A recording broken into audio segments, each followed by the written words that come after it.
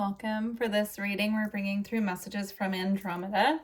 So this is my second time recording this reading. I just had to start over because I lost my channel that I was working on, but I did keep the cards out because they felt significant. So in the first reading I was recording, I had split this deck and I received change and discernment.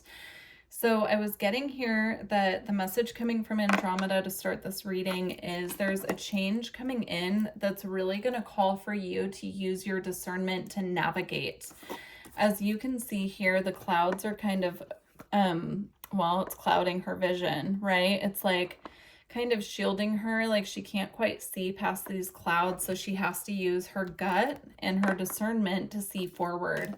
And with it coming out with the change card, I do feel like there's something coming in that might come as the word shock is coming through, but I'm honestly not picking up on something, you know, shocking. I'm getting more of like a significant change coming in that you will have to feel your way through, as opposed to like seeing the way clearly and knowing right away which decision to make. So that's coming through as the first message. We also have purity and nourishment here, and they came out together. And again, you can see her eyes are covered here, right? So I'm getting the message, ensuring that you're eating very clean at this time. And it's for the benefit of your energy, actually. So like, you know, making sure that our foods are of a higher quality if we're able to procure foods with a higher vibration. I'm seeing specifically foods that are grown in the light. So, you know, just being a little more discerning with our diet as well at this time, especially because I was getting the message about a gut feeling. Our gut, there's a gut-brain connection there, right? And so if we're eating very pure, very clean, our mental state will be a little bit more clear as well. That's how it's coming through. Do with that what you will, but I feel like there's a gut intuition connection here, like something about not only your gut feeling, but also something's like clouding your vision here, and it might have something to do with like being a little foggy because of something that we're eating. So I'll give you an example just because I feel like I need to give an example of this. Mine, I have realized that I can't have much of without it creating this kind of like, you know, issue with like feeling foggy is sugar. So sugar takes a really big toll on my body, and I've just had to learn to use my discernment about how much sugar I am taking in, or like the how pure the form of sugar is, right? Like honey has a different vibration than like white sugar, right? Or processed sugar. So yeah, anyway, I hope that that's coming through clear, but that's how I'm getting it. It's like paying attention to the quality of what we're putting in our body. This can also tie into the quality of water as well, because I'm seeing that water flowing here. So it can tie into that as well. All right, let's see what else wants to come out now. So we have abundance. That's really beautiful.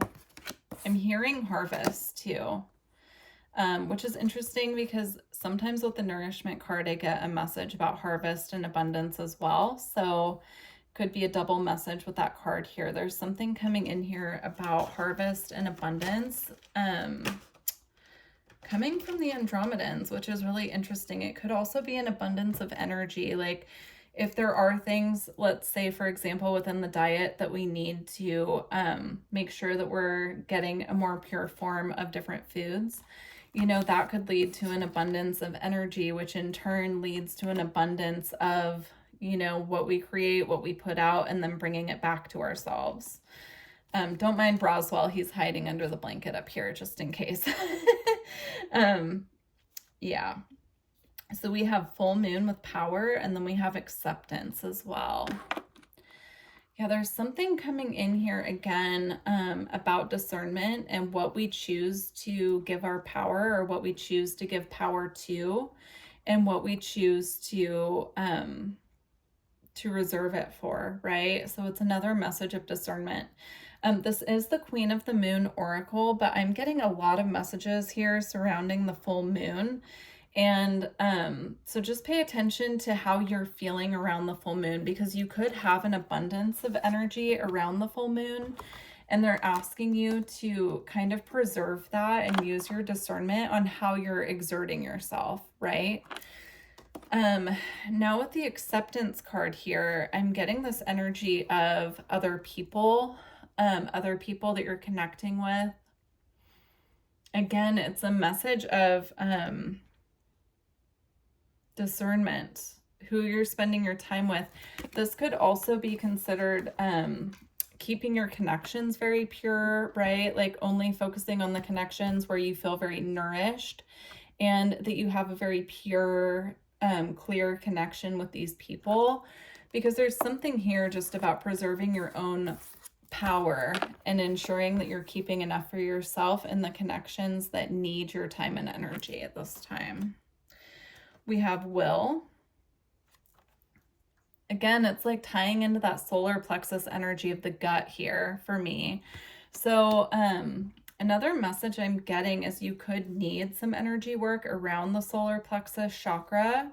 That is the seat of our willpower, our inner strength.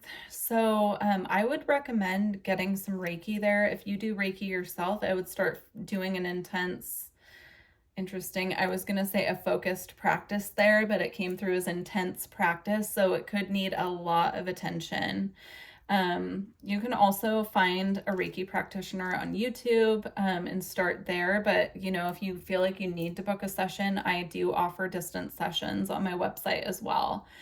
But yeah, there's something going on with the solar plexus in the gut area. And once that's cleared up, it's going to lead to an abundance of energy is what I'm getting. Okay. They wanted me to also pull some crystals that can be of assistance at this time. So let's see what comes out. I'm only going to get information about the crystals if I feel guided to from the book. If I don't, then we won't need to.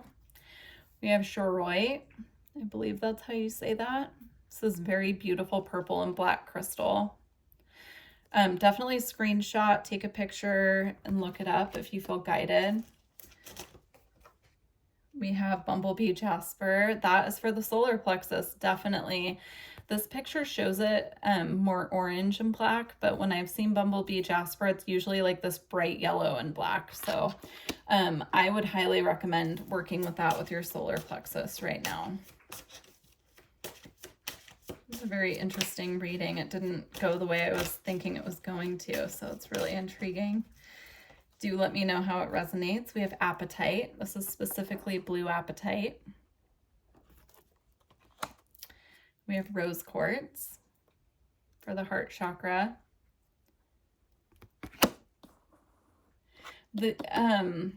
Interesting. When I was reading the rose quartz card, I got brought to a reading I just recorded. It will have posted before this, which is the urgent messages from your star family reading. And it's a pick a pile, but in one of the piles, there's talk about the heart chakra. So if you feel guided to check out that reading, if you haven't already, go ahead and check it out. I feel like there's a connection here to it. We have menelite, very soothing crystal.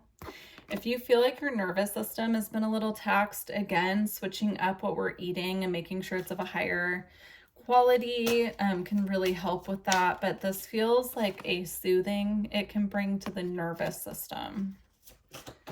All right, last one. We have quantum quattro. This feels like it's for divine connection. This is tied into not only the heart chakra, but the throat chakra, because it is like this beautiful crystal. I don't think I have mine close by. I don't see it. Let's see.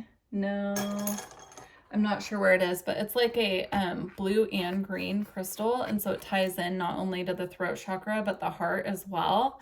And it kind of like bridges the two. So if you feel like you've been having issues around the heart chakra, I know that did just come up with the rose quartz, or you feel like you need to do some extra work around that, communicating feelings, expressing ourselves, something like that, work with quantum quattro. All right, we're going to go ahead and close out with the White Light Oracle. Please do leave me a comment and let me know how this reading resonated with you. And also please like the video if you made it this far. Okay. All right, we just have one, and it's the Oracle of Chaldea.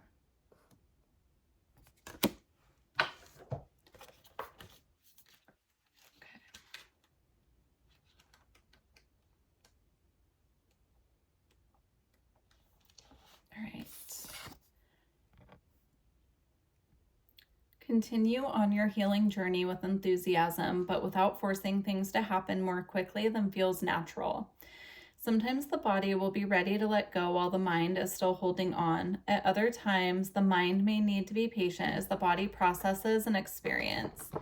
Trust your own timing and rhythm. There's no need to be impatient or judge yourself. You are summoning the spiritual fortitude to tackle an issue which has previously held you back. When the time is right, the healing shall happen more easily than if you tried to push forward prematurely. Things are going to work out. Be positive. Wow, it's really beautiful. I just saw 1111 on the timer as well, right as I finished that card. And I'm being drawn here to this beautiful light coming from her third eye as well. So I do feel like you're receiving activation surrounding your intuition. But there's a need here to really be grounded in your physical body at this time and do that work that they were talking about around the solar plexus and willpower as well. So I'm going to leave you here. I truly hope that this reading resonated with you, and I look forward to connecting with you all in the future. Take care.